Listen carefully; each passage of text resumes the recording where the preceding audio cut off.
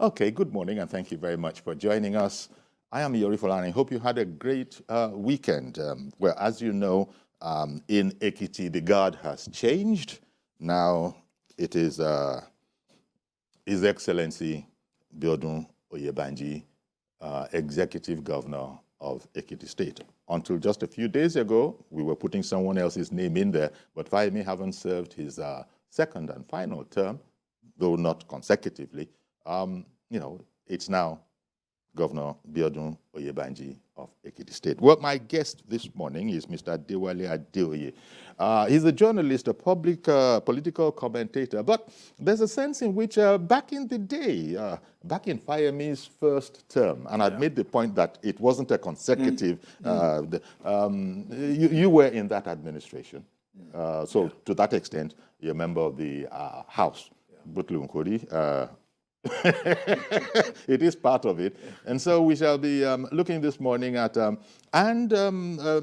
Biodun Oyebanji at that time, I don't even know if he had the notion that he was going to become the governor. So probably not. But congratulations to the people of Ekiti and indeed His Excellency Biodun Oyebanji on the occasion of his inauguration. Now, just to refresh our memory, we have a report, as we always do. We'll play that for you, and then we'll come back to studio, talk about it, and of course, we'll take your calls. It was an historic occasion, as it is the first time a party is producing a successor in Ekiti State. Biodun Abayomi Oyebanji, the Coxsabon administrator, is taking over from John Kayode Fayemi. The oath of office was administered first on the Deputy Governor, Munisa Diafuye, and then the Governor, Biodun Oyebanji.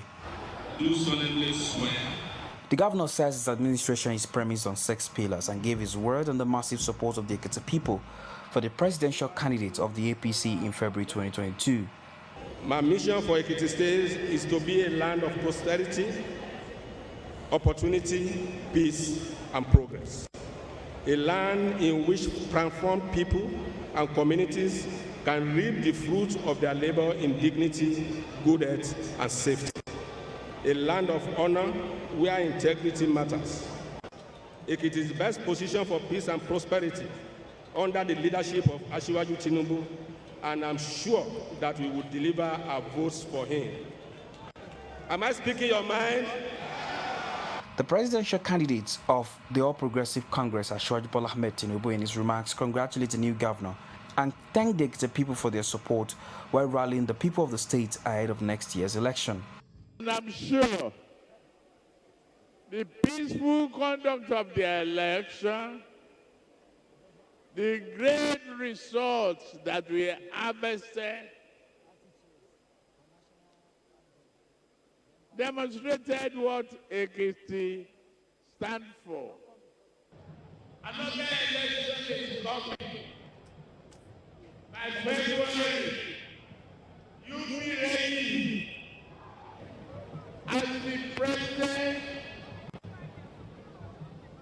will you vote? February, will you vote? You will vote?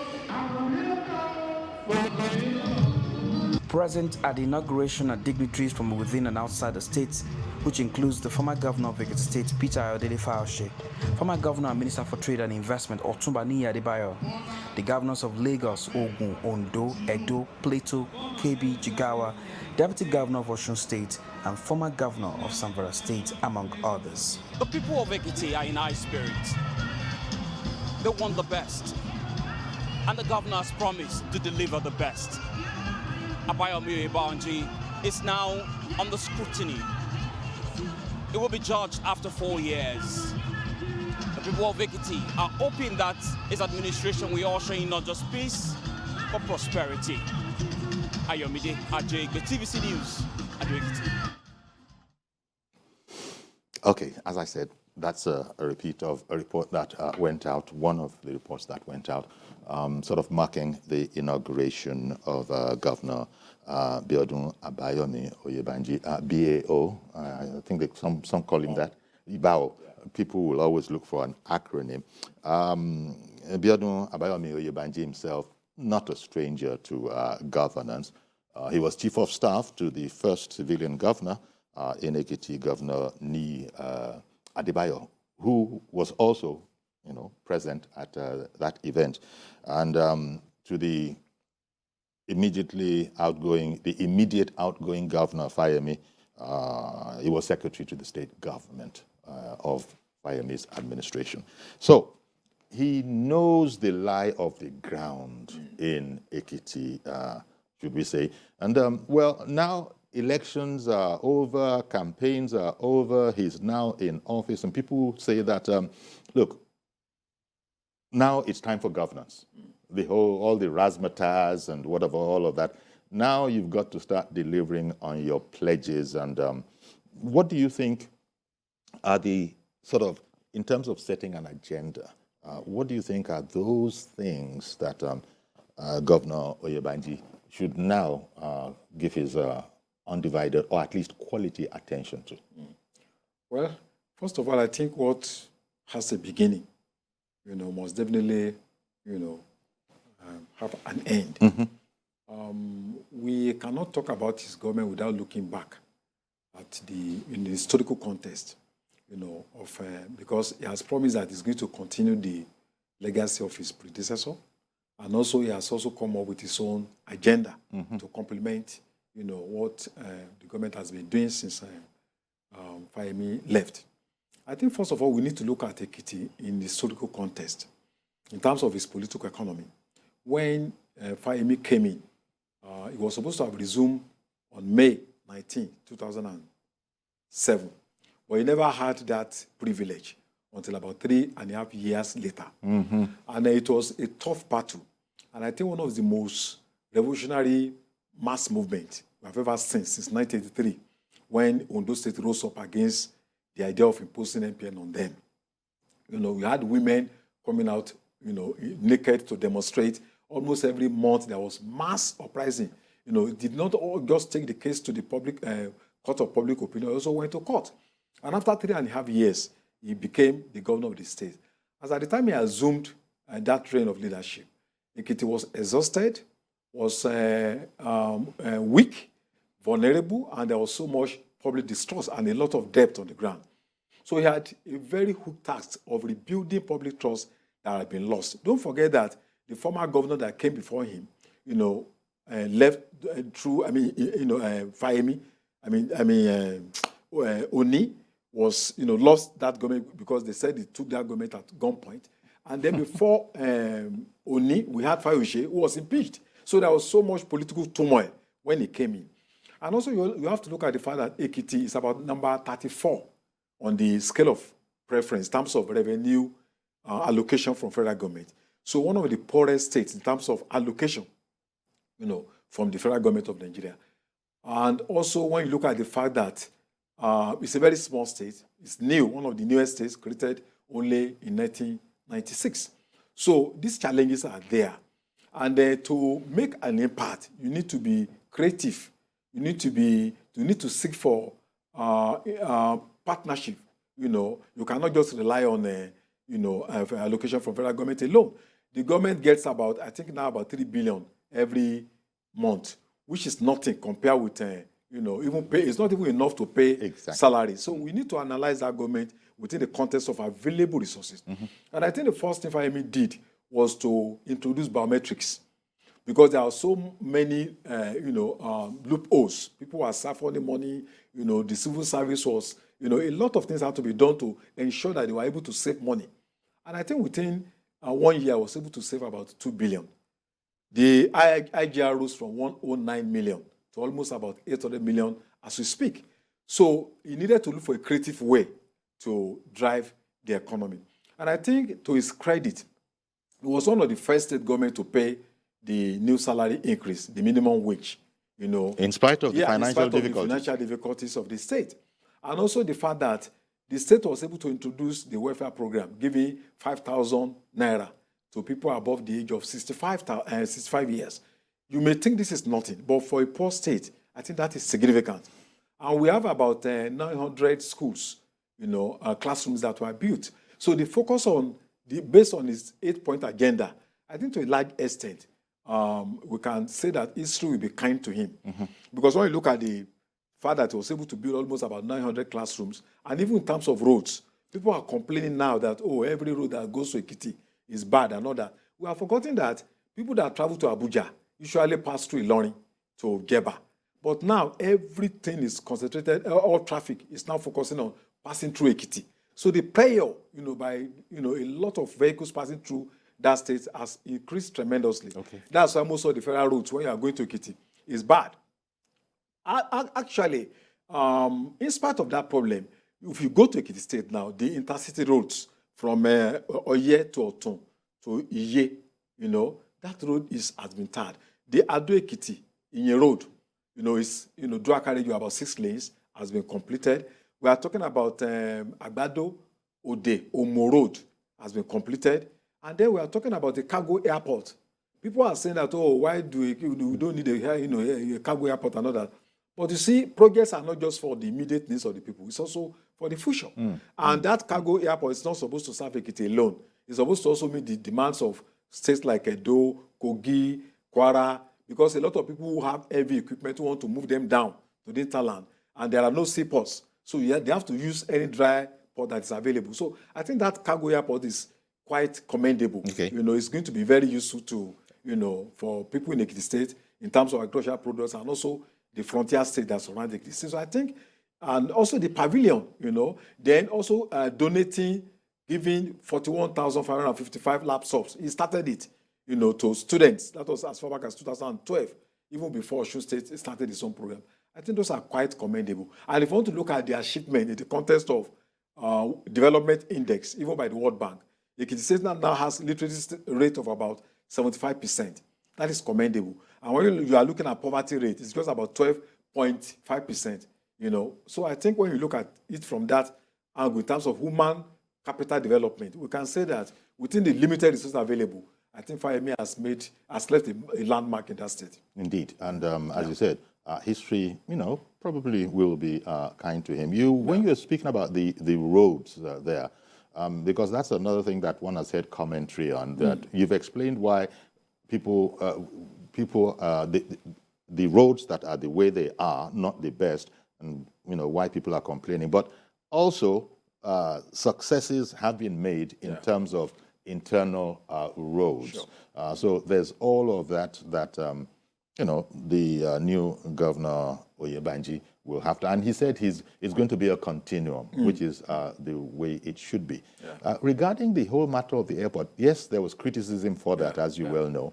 People were saying that, what is the situation? Why do we like these grandiose projects? But maybe, Oyebanji was part of the administration, so he knew everything. And as you said, there's also the agricultural aspect to it, perishable commodities and all of that. He probably is going to be quite useful. So I guess, as you said, Biodun Abayomi Oyebanji, governor, has said that he's going to continue where his predecessor left off. But he also has his own plans. Give us an insight into some of the things Oyebanji thinks he should be and would be able to complete, or at least take to a very long place. Well, I listened to his speech yesterday, and I think there are impressive vocal points. First of all, is that if you look at the way he has started his government, immediately won that election, he had to reach out to a lot of agri parties. People who are, even including Fayoshe, people who are against him, who are against the government. So I think it's a conscious attempt to build an all-inclusive government. And if you look at what, if you watch the inauguration, even Fayoshe in PDP is there. Edo State governor is there. Exactly. So I think that's a very liberal way to start. Yeah. And I think it's going to give him a lot of... And they were there because he invited them. Yeah, he invited them. So I think that is quite impressive. It's a good way to start, an inclusive government. And also when you look at the fact that the governor attended primary school in Ekiti State, he attended secondary school in Ekiti State, and then university in Ekiti State. We usually say that Ekiti is a state of teachers, civil servants. He's also a teacher. So we are having somebody who is part and parcel, who is part of it's an integral part of Ekiti culture and heritage. So I think he has a good understanding of Ekiti State in terms of the political economy, in terms of the culture, in terms of the values. And I believe that this is a strength for him. He has spoken that he's going to focus on agriculture and education. And he also spoke about security. So I think those are critical areas. And also he spoke about industrial development. Indeed. So I think he has started on a very good note. And I believe that in the next few years, we should be able to judge him better, because we don't judge leaders just by their statements. But if you look at his past, he was former chief of staff, he was former SSG. And also when you look at the vote that he garnered, if you combine the votes of PDP and SDP together, it's not even up to. So it means that he enjoyed a lot of goodwill. A lot of goodwill and support. I hope you'll be able to build on that goodwill. Okay.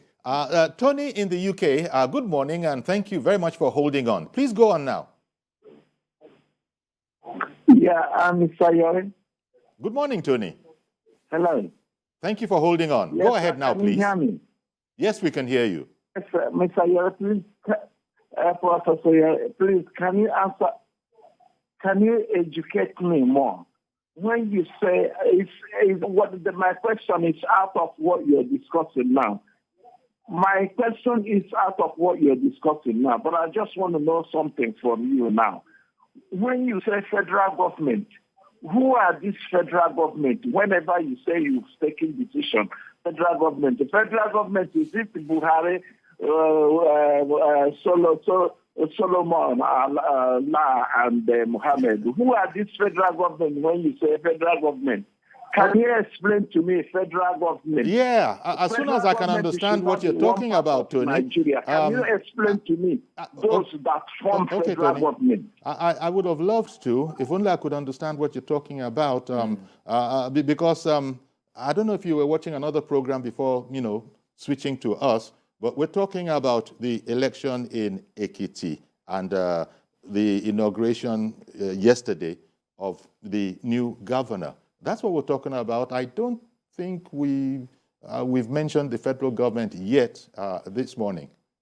So maybe, I think Tony might have been watching another program. Or maybe while he's surfing. We are talking about federal roots. Maybe he's trying to find out what we mean by federal government neglect of those federal. Maybe that's what he's talking about. Okay. When he said, I want you to tell me who is the federal government. Yeah, well, one of the fault lines of democracy in Nigeria is that there are so many roads that are, designed as federal roads. And the state governments are not expected to work on them. And these federal roads are everywhere. And if these roads are bad, there's little the state governments can do. Unfortunately, the federal government has not been responsive enough. You remember that even took the Lagos state government to tar Ikorodu Road, built as far back as 1978, but at the time it was so bad, it had to be the government of Ashwayo had to repair the old road. And most of the time when these roads are repaired, the federal government fails to pay back to the state governments. So in Ekiti State, there are a lot of federal roads that are terribly bad. Okay. And the federal government has not lived up to expectation in that respect. Okay. So Tony, with due respect, now I have a better understanding of. You just caught that and spoke on that. Say who exactly is this federal government? Hopefully, Adewale Adeoye's commentary might have addressed that a bit.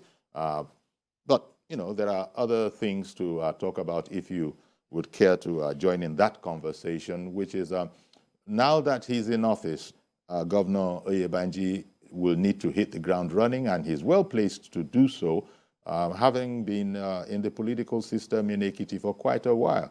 We mentioned the fact that he was the first, the first democratic governor, right? Smooth transition. The transition, yeah. Exactly. Yeah.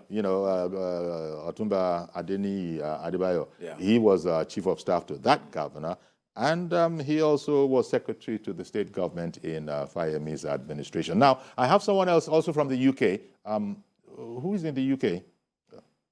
Yeah, this is Stephen calling. Stephen? Hello, Uncle Yori. Good morning, sir. Please go ahead. Very well, thank you. Please go ahead now. And I salute, I greet the the other gentleman. Mr. Very Adeoye. competent in his trade. I appreciate you. I just want to seize this opportunity to congratulate the people of Ekiti. I'm from Ekiti. Okay. And I feel so good at what I saw yesterday. Fayemi, the care of the elderly is very common here. We take care of the vulnerable. Okay, yeah, in the UK. And the Oyebanji coming in, I want to greet him. About the airport, I will have loved if it is the type that we convey people rather than cargo. I was already in I've come home twice now. I couldn't get to Ekiti. That's one of the most painful things to me because everybody was saying it's not safe, this and that. You know, I would have loved a situation whereby I can just take, plane from Lagos to Ekiti. And I love Ekiti. And please help us, I'm so excited about what I'm seeing here. So I wish them well, and Ekiti will continually make progress. Okay, then. Well, thank you very much for calling in, Stephen. A proud, you see, if it were Anambra now, they say an Ambrarian. What do you say of an Ekiti man? Ekiti is Ekiti. A proud Ekiti man, Yes. and he just had to touch base. But he touched on that point that is a sober. Look, he's in the UK. He's come home about twice, not being able to visit because of the situation or the rules, what they would have told him. And actually, when our people decide to tell a story, often their back is a lot more than their bite. But so I guess Tony is saying that as far as he's concerned, although the airport is not a passenger airport, I think that needs to be said. So when Tony was saying that he would have loved to be able to nip over, it's a cargo airport. So it's like Governor Fayemi, they were thinking that, look, one thing before the other. It's really to add value. It's really to add value for commercial purposes, first and foremost, not for, if you want, egalitarian purposes. Reverend Dominic, a fine morning to you, sir. Can you hear me? Yes, Reverend Dominic. Okay. Let's just congratulate the incoming governor and pray for God to give him wisdom and understanding and good health. He has come in already. He's not incoming again. The present governor. Okay. Yes, it's okay. The sitting governor. Sorry. I said we pray for wisdom and good health and understanding from God for him to carry out his duties. That's my prayer. But let me continue on what we call federal rules. Okay. When we do campaign, we hear politicians is this. They always say we want this state to be part of federal government. And the reason to be in the mainstream of politics, the reason politicians say that is this, so that they can bring back the largest, in quote, all the federal government to their state. Because when the state and the federal government is in one party, form one government, it's easier for things to work. But it's unfortunately in our own state here that the people we are talking about is APC. The government in center is APC, and we're still talking about federal rules. Does it gel? That shows the character of our governance here.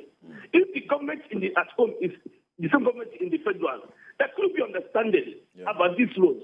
You got there in Ekiti, not only in Ekiti, my state, in Anambra, even in Lagos here, Abeokuta, all of them is terribly bad. But this government of this state are the same government in the center. Does it speak well of understanding? Does it speak well about what I call the principle of democracy?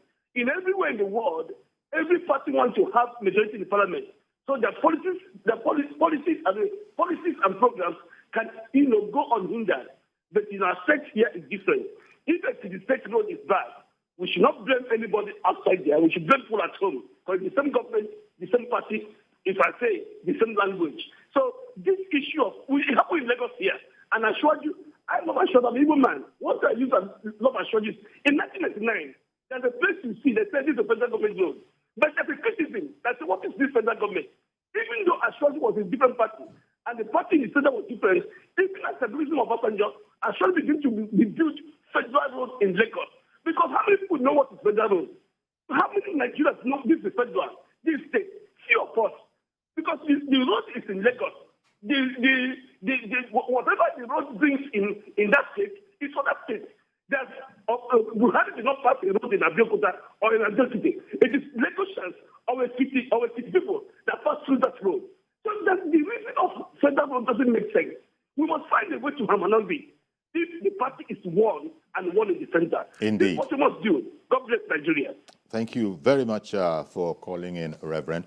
I believe this further expands on Tony's point when he called in and was saying he wanted to investigate the federal government. Now, you know, Tony, if you're still watching, I get you a lot more clearly. But you see, I don't know the extent to which one can really follow this line of federal government and federal roads and state roads. You know, I don't know. Take the massive infrastructural development that's gone on in the southeast. You know, the Second Niger Bridge and all of that. Massive, massive, massive. Yet the federal government, so to speak, in terms of the context we're talking about it now, is not over there. You know, they're not over there. Yet this Buhari APC federal government just knows that it's development that is indispensable. And so they've really committed a heck of a lot to it. And it's going to be standing as one of the pillars of this particular administration. I think for Nigeria to actually realize its full potentials, we need to decolonize the political system. The federal government needs to give out a lot of responsibilities to states. In the United States, I've never heard of a Minister of Agriculture, Minister of Transport. So these roads that we are talking about, like you rightly said, Ekiti man doesn't want to care whether this one is federal or whatever. Why should even Ekiti say, the federal government say this federal road? Do they own the land? You just come and say federal road, this one federal road. Where do you come with that kind of unitary system? So I think we need to disempower the federal government to empower local communities so that the states can take over responsibilities of building roads. Look at the quantum of vehicles passing through Ekiti every day. They no longer pass to Kwara. Everyone going to Abuja, even some going to Ekiti State. And then, you know, every duty vehicle sometimes, you know, and this prior is on a very small state, they are barely generating 800 million to 1 billion naira, you know, as IGR every month. So we need to look at the federal structure so that states could have more power, you know, to be able to do those roads that are, you know, this is the kind of thing that could possibly be mopped up in, you know, a restructuring, even if it is minimal, even if it is not wholesale. But these are points that may be a preliminary kind of a thing, although not all politicians you know, actually think restructuring is important, but that's the topic for another day.